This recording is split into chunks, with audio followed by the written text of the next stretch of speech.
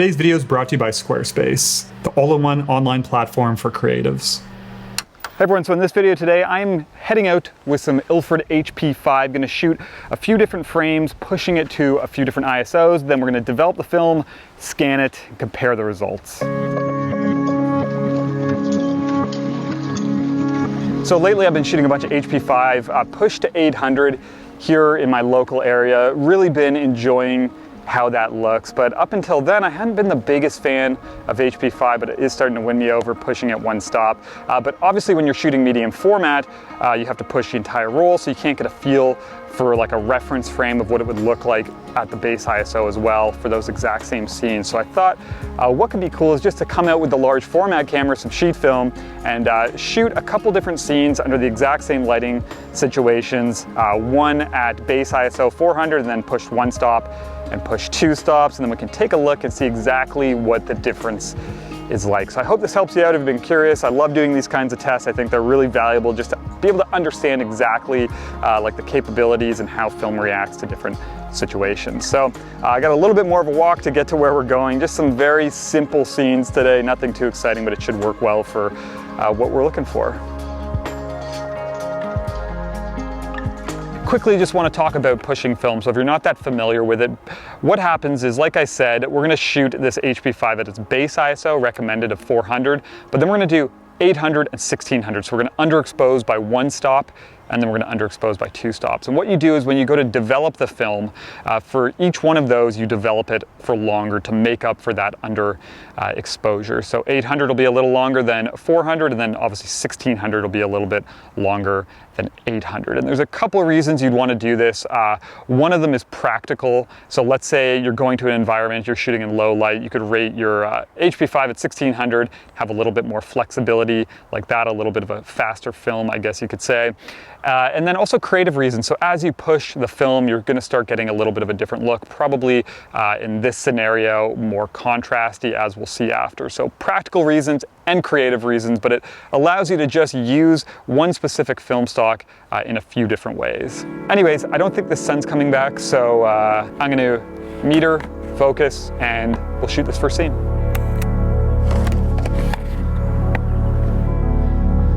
And of course the sun comes out, which we'll have to wait for now.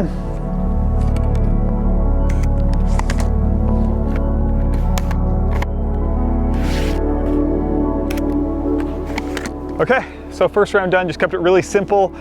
Just metered actually the green grass and then also the bark of the tree. Same exposure for each for middle gray, so good to go there. And just used shutter speed to change the exposure adjustments for each one. So we're gonna pack this up, got one more scene we're gonna quickly go over to before I run out of light this evening. Shoot as like a backup or just a second option to look at. Okay, so got one more scene here. This one will actually, I walked by this the other day, it's a really cool subject, but this is gonna be nice because it's a pretty low contrast scene. Obviously it's overcast now, so it'll be a good change from the last one. Might give us a better feel for just like contrast changes and stuff like that when we go and push this film. So I'm gonna get shooting just because running out of light here and I don't wanna get rained on.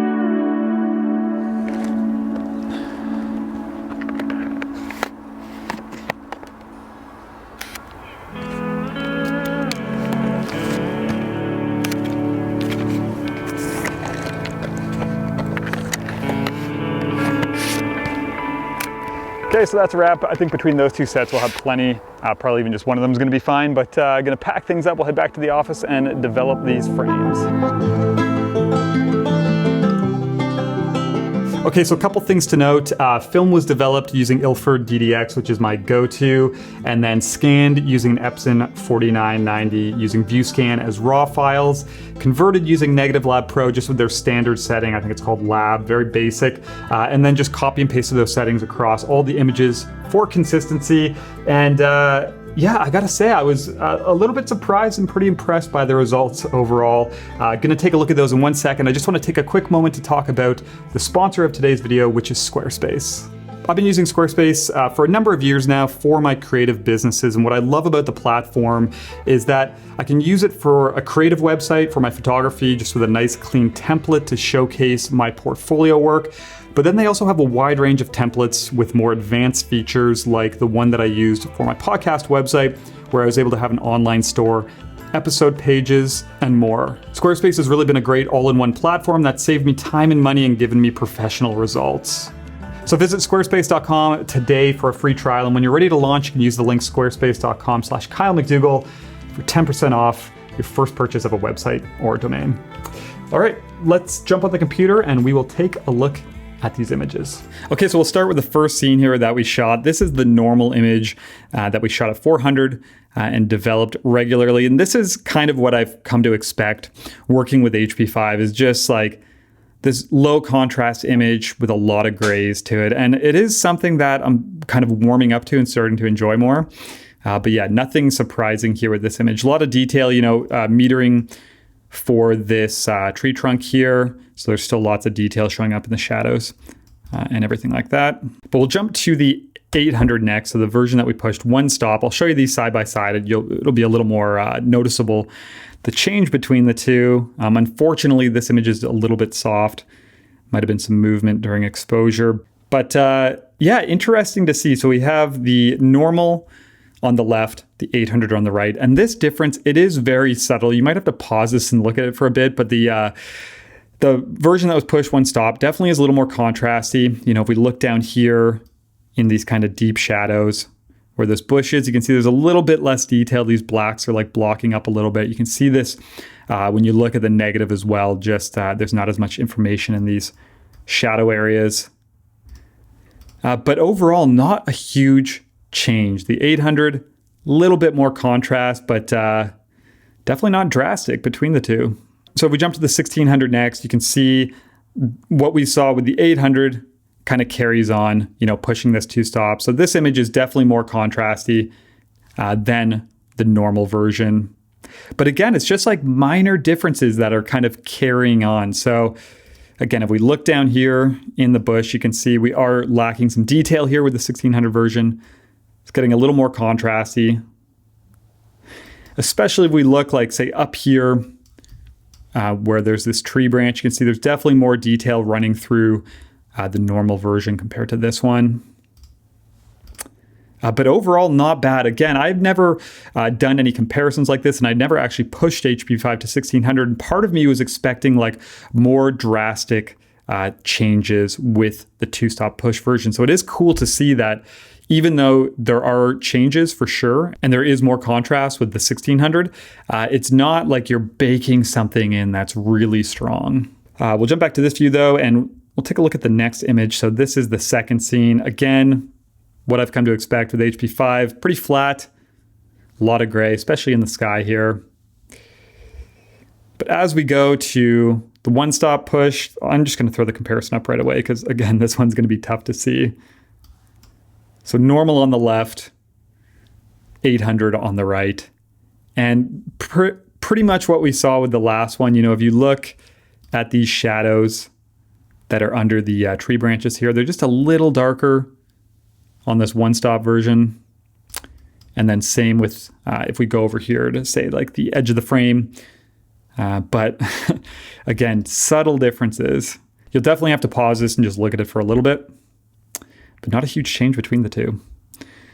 And then if we go to 1600, so starting to become a lot more noticeable here compared to the normal version, again with these shadows that are under the branches here. And then just kind of all these trees in the background are getting a little bit darker, a little more contrast throughout. And I quite like the 1600 version. And like I said, it's cool to see that you could shoot this film like this, pushing it two stops, and still have an image that's very workable. But the other thing we'll just quickly take a look at, so all these ones were scanned at 1200 DPI, and just because the Epson 4990, when it comes to like resolving the grain and sharpness, I find that there's not much point going over, say, like 1200 to 2400, but I did a couple at 2400. We'll just look at one example here. We'll do 400 on the left, push two stops on the right, And we'll zoom in because I was curious to see if there was going to be much of a change when it comes to grain. And maybe this is something that, say, if you got drum scans done, you would see more of a difference. But as you can see with this Epson flatbed, the grain almost looks identical between these two images with the normal on the left and the two-stop version on the right. So that was surprising as well. I think part of me just expected like the two-stop push version to be like have a lot more character to it. You know, there are subtle changes, but it's definitely not as heavy as I thought. And you know, if you jump in between these, so that's normal version and 1600, you can see it becomes a little bit more apparent that there is more contrast with the version that's push two stops. You know, the highlights also get a little bit brighter with the 1600 version. And same with if we do this one. So here is 400 and there's a 1600. So for sure, there is more contrast. The highlights definitely get a little bit brighter. They're not as like milky or whatever you want to call it, but still not that extreme.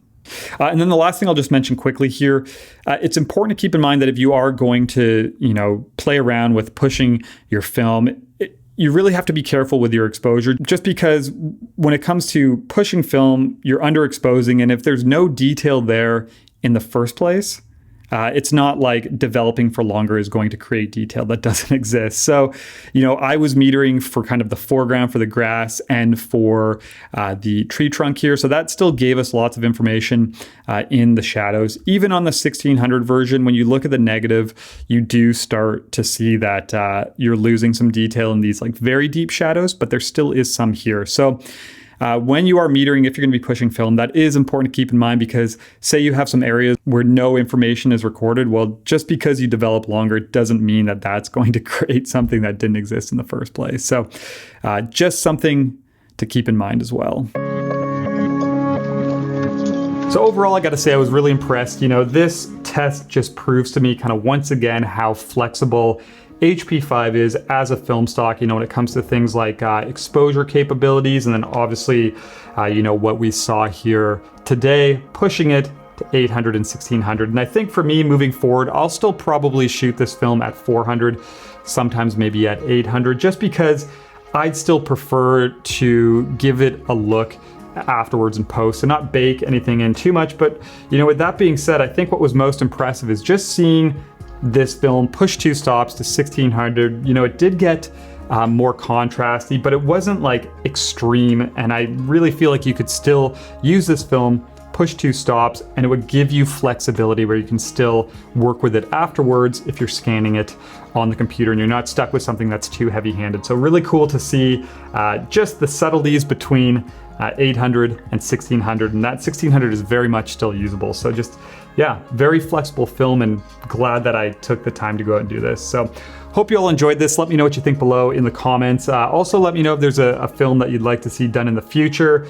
Tri-X has been my kind of other go-to that I've been shooting beside HP5, so that's one that I may try as well. I know I've heard good things about that when it comes to pushing and pulling. So anyways, just want to say thank you as always. Hope you enjoyed this. Hope it helps, and I'll see you soon.